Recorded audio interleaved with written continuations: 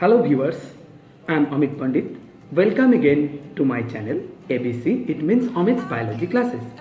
Today I am here to discuss biology of class 12 standard in English.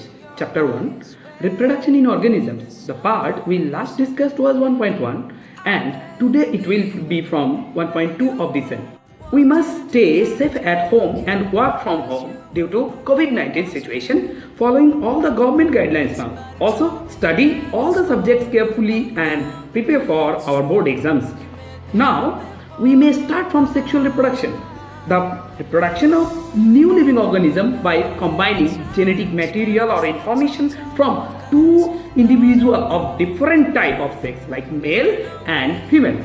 A sexual reproduction occurs in few underdeveloped organisms also like Spirogyra, Mucor, Paramecium, Hydra, etc. and also in all higher plants and animals too. Sexual reproduction is also known as amphimexis, syngenesis and amphigony. Discussing characteristics of sexual reproduction, first of all it requires parents means father and mother, the two individuals mainly for the monosexual organisms, but in case of bisexual organism like earthworms, two juxtaposing worms required to fertilize each other as they have both the sexes or organs very close, hence it can't fertilize itself alone. Secondly, reproductive cell formation or gamete formation as unit of sexual reproduction. There are haploid means n number of chromosomes, male sperms small but mostly movable and female ovums are large but stationary. Third point, cell division. Sexual reproduction needs mitosis and meiosis, both type of cell divisions. Mainly, gametes are formed by meiosis called Gametogenesis. Fourth point is fertilization, means unite of male and female gametes to form again a diploid or twin cell. Fifth point is zygote formation or first body cell formation of the organism, which will further divide and redivide to develop into a fetus, embryo and mature respectively. Now we have seen this sexual reproduction is very typical and slow process compared to the other asexual modes. Many varieties created due to crossing over during gametogenesis by meiosis, hence variations of organisms created. Due to mutation also, the variation may be created. Adaptability of the organisms depends on the variety, which also helps them to cope up the changing environmental condition, thereby helps them for evolution of new species. Alternation of generation is also the outcome of sexual reproduction, as haploid gametophytic and diploid sporophytic stages of life start cycling in intervals. Now, types of sexual reproduction. If we see it in a board,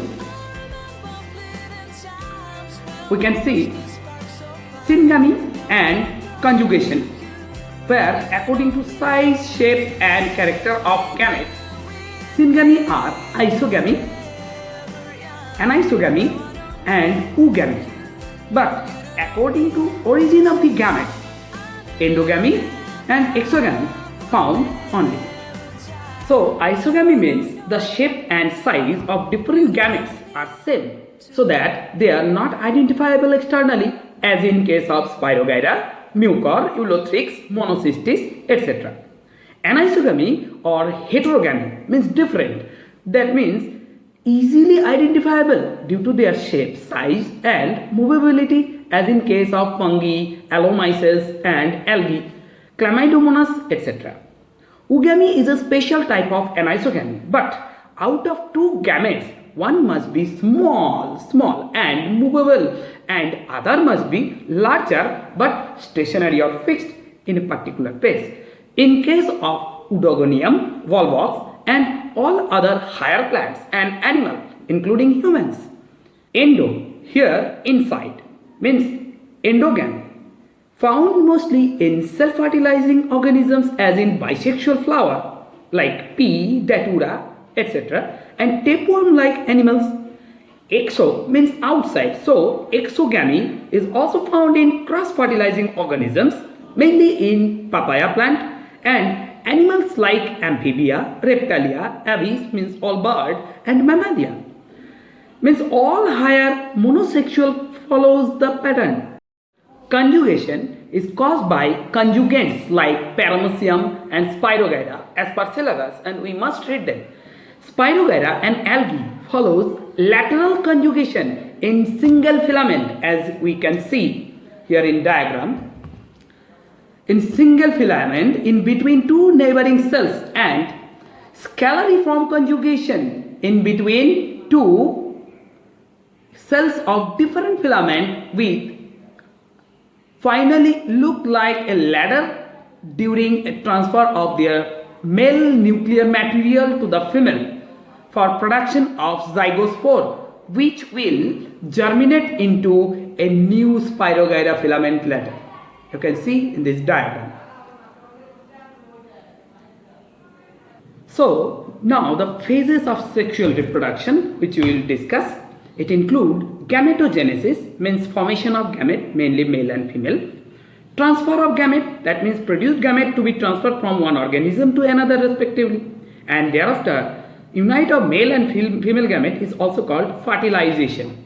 And then embryogenesis, means formation of embryo after fertilization, and development of embryo into an adult organism which will give birth. Gametogenesis is spermatogenesis for males and oogenesis for females.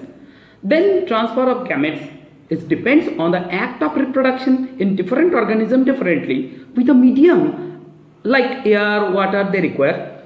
When fertilization occurs outside the body of organism, that is called external fertilization, as in case of algae, fungi, frog, fish, etc. They need external medium for this with many disadvantages like loss of gamete, many energy is lost, and also they have to produce numerous gametes which will lost in nature, and immature organism after production are unsafe, very unsafe. Then inside body fertilization is called the internal fertilization, as in case of sponge, bird, humans and all other higher organisms including gymnosperm and angiosperm plants, where loss of gametes and energy reduced with proper safety of the offspring. In an exception, a few organisms may get reproductive ability during their larval stage, that is called Neoteny.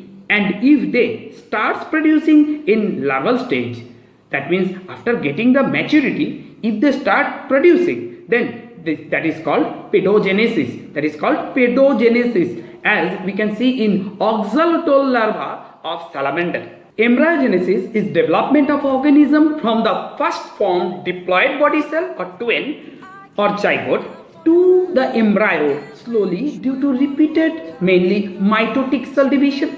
Development of embryo caused due to repeated cell division of embryo to offspring or baby periodically by three distinct types. According to these three types, oviparous animals, that means egg laying animals, they lay eggs outside the mother's body where embryos start developing inside hard shell and baby hatches up. Next, though their survival is very risky as they are exposed out, example of oviparous animals are mainly reptiles and birds.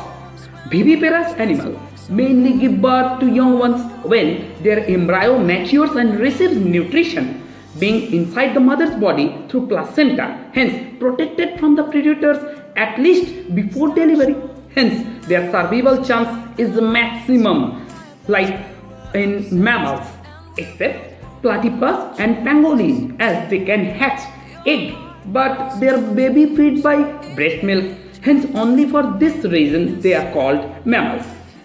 Ovoviviparous animals are those who have eggs inside mother's body, but embryos does not obtain nutrient from the mother, rather they get it from egg yolk.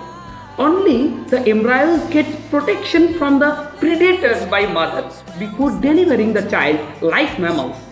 Examples are shark, ray fishes and few snakes like viper. You must read all the merits and demerits of sexual reproduction from the text. Now we have reached at the end of our today's video. For class 12 CBSE or ISC board, First chapter, second part we have completed. Hence, we will meet very soon with next part 1.3 with a new formation or style of video. Please keep viewing my videos. If you understood the topics and find it useful, then you must like it, share it, and click on the bell icon to subscribe. Also give comments.